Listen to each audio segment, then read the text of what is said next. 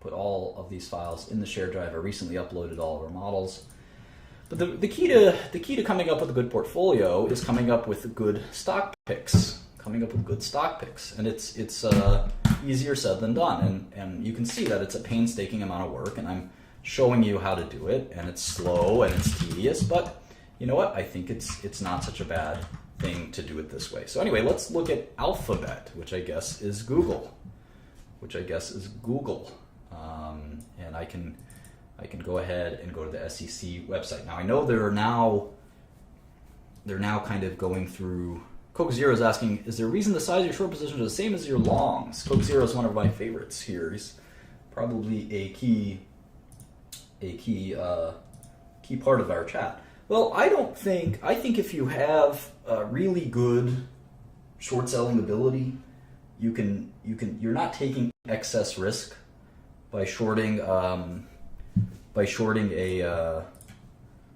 stock that is a large percentage of your portfolio. I know the common knowledge is not to do that, but I don't think that's accurate, and the reasons for that are kind of intense and maybe not a good idea to go through right here. So anyway, Google is not going to report earnings anymore. Alphabet is the new company. So we're going to have to sort of change these models around a little bit. So let's see. Google is still the stock. It's $725 a share. Now what's really important is just because it has the highest stock price of all does not, as you can see, does not mean it's the most valuable company. Apple is much more valuable. I remember my dad used to think that just because the stock price is higher, that means the company is more valuable than another company. And what did my dad not know? My dad's a great guy, but he might not be a stock market genius. What was he missing? What was he missing?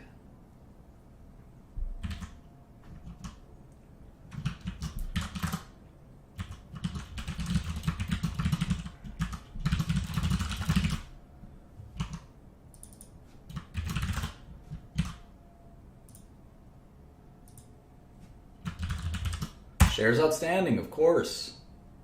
You could have more shares outstanding, so the price doesn't matter. I could start a new drug company tomorrow, and I'm sure I could get some investors, and I could say, you know what? We're only going to have 10 shares. This whole company is going to have 10 shares, and each share is $10 million. So the market cap of my company is $100 million, and that's nice. That's a good amount of money.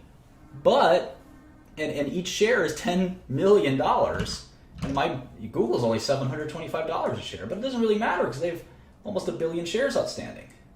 Well, they only have 10. So you really have to think about it a little bit more than that. All right. So notwithstanding this idea that Google will be, this is the last 10K they'll ever file as Google, and they're changing everything to Alphabet and this and that, let's still take a look. And we can see they have all these kind of complicated shares outstanding. It's a pain in the neck. Looks like 292, 50, and 345. Class A, Class B, and Class C. And we don't have to worry too much about what does that mean, Class A, Class B, and Class C. They're just slightly different versions of common stock. They're all common stock, though, at the end of the day. They probably have different voting rights. So Sergey Brin and Larry Page, the founders of Google, probably said, let me have a different share than all the rest of you because I want to be able to vote more than I want my B shares and C shares to mean more than the common person's A shares because I'm the founder of the company and I want to be able to control the company. And that's not uncommon, especially in technology. So anyway, it's a $500 billion company, which makes it the second biggest, right? The second biggest company we've looked at next to Apple. And I wonder how much cash they have. I wonder what their earnings ratios are. I'm curious about all this stuff. It fascinates me. So let's take a look. I wonder if they have their balance sheet in here or they do it somewhere else. Consolidated balance sheets. There it is. All right. So notice this is 2014, this is 2015. So you got to use these numbers, not these numbers. All right, looks like they have 73 billion of cash. 73066. Let me just write down Q415. So the enterprise value will probably be lower. Let's see what if they have any other investments. Here they have another 5 billion.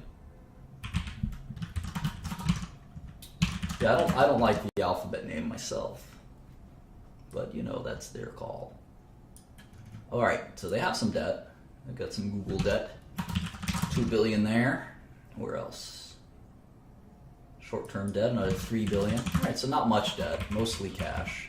So they're like Apple. They've got this massive amount of cash, and they're waiting to buy something. But I guess they find the startups too expensive. The Snapchats and the who else? The cool little startups that are out there. And but you know, between them, Microsoft, Facebook, and Apple, there's how much is that? 300 billion of cash just sitting there, not doing anything. These companies don't need that cash. And they can borrow probably double that. So there's probably 600 billion waiting to buy something cool. Makes you want to start a tech company, doesn't it? Now, interestingly, I like to rank my companies by enterprise value. So technically, Google is the most valuable tech company in the world because the enterprise is worth 425 billion. Apple's is only worth 418 billion. Now, the market cap of Apple's a little bigger, but they also have all that cash sitting there. So technically, Google, the way I look at it, is the most valuable company in the world in terms of enterprise value, or at least the most valuable tech company in the world. Now here's the income statement. You can see a lot of growth. Let's make the model real quick.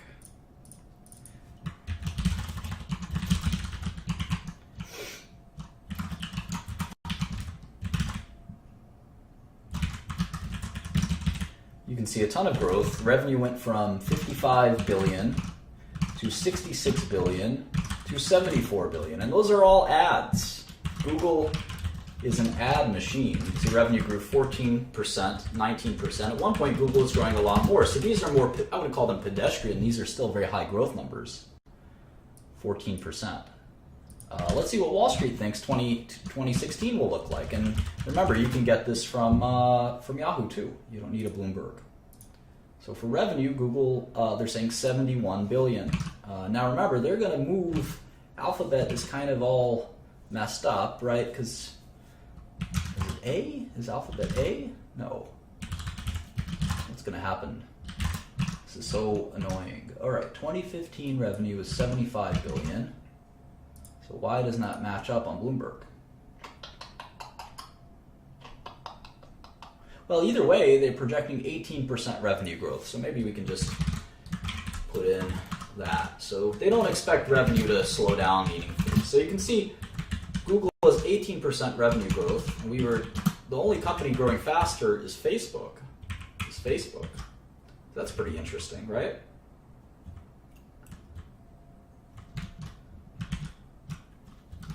So let's keep going here. Cost of revenue, R&D, etc. You can see their income is about 20 billion. That's their EBITDA, earnings before interest, taxes, depreciation, and amortization. And you can see their earnings are about 15 billion. 16 billion.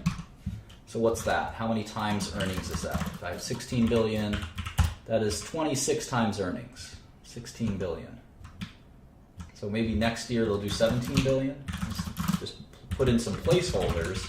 And you can see that it's interesting. On a 2017 basis, let's see. Let's multiply this by 15%. Let's multiply that by 15%. All right, so on a 2017 basis, the most expensive company is still Google on an earnings ratio basis.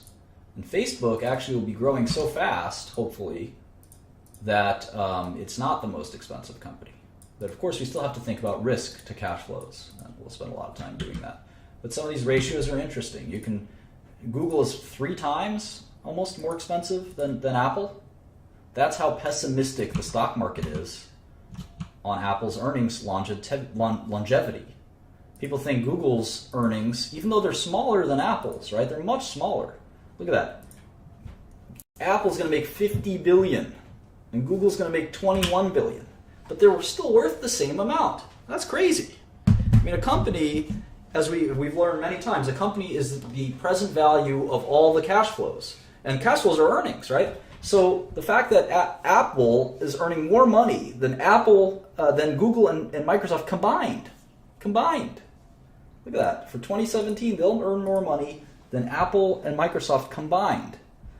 But it's still about half of that size of a company. It's still about half. Or in other words, Apple is worth just about as much as Google and Microsoft, even though it's out-earning them by double. That's because people think these earnings are not going to last. Some point in 2018, let's say, Apple's earnings are going to drop. Say they'll drop by 10%. But Google will still grow. And Microsoft will still grow. And Facebook will still grow by a lot. And if you keep extending this theory that Apple has peaked, eventually these cash flows will converge. 2020 earnings. And you can see now the differences aren't so significant. In fact, if Facebook keeps growing at the pace they're growing, Facebook may have the most earnings in 2020. How about that? And that's why they're all kind of neck and neck. They're all neck and neck. And each move they make will determine their future and their stock price. For instance, Apple may come out with a great new product, and then their earnings multiple will go up because there'll be more confidence. There'll be more confidence. And now it's not the multiple that's going up, it's just the value of the company that's going up. And remember, the value of the company is the discounted sum of cash flows. So if there's more confidence that instead of it going from 53 to 48 to 43 to 38, that instead it's going to actually start going up 50 to 53 to 56 to 58 to 64 to 70, then I guarantee you the value of the company will go even more. But I think people are worried because Apple's only product, their major product, is the iPhone. And iPhone sales, as you can see, of these four companies, who has the lowest growth? This is revenue growth. Revenue growth. It's got the lowest growth. So there's already signs showing that Apple has peaked, whereas none of these other companies are showing signs of peaked. And Microsoft has peaked, but at least they're very diversified. They've got Office, they've got Windows, they've got Xbox, they've got Azure, they've got all kinds of stuff that keeps them from really, they're kind of a stalwart. Whereas Apple, gosh, they're looking very risky with that iPhone. What if something happens and an iPhone competitor comes out that's pretty good? All of a sudden, Apple will be cut in half. So Apple has a diversification problem and a growth problem. Whereas Microsoft has a growth problem, but they're very diversified. Facebook and Google, well, they're growing like a weed, but eventually they'll have that diversification problem too. And of course, both companies are working furiously at that, with Facebook trying to get into virtual reality and Google trying to get in just about everything, maybe being a little too diversified. So that's kind of the strategy, the way I look at it. Now, of course, we have to sort of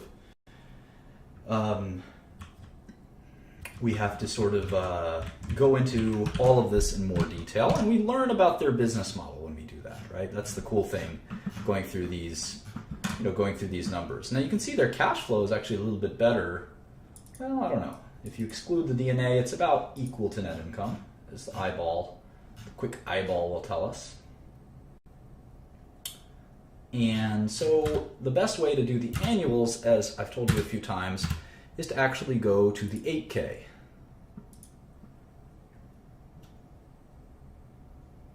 It's funny, since the launch of our first product for businesses, the Google Search Appliance,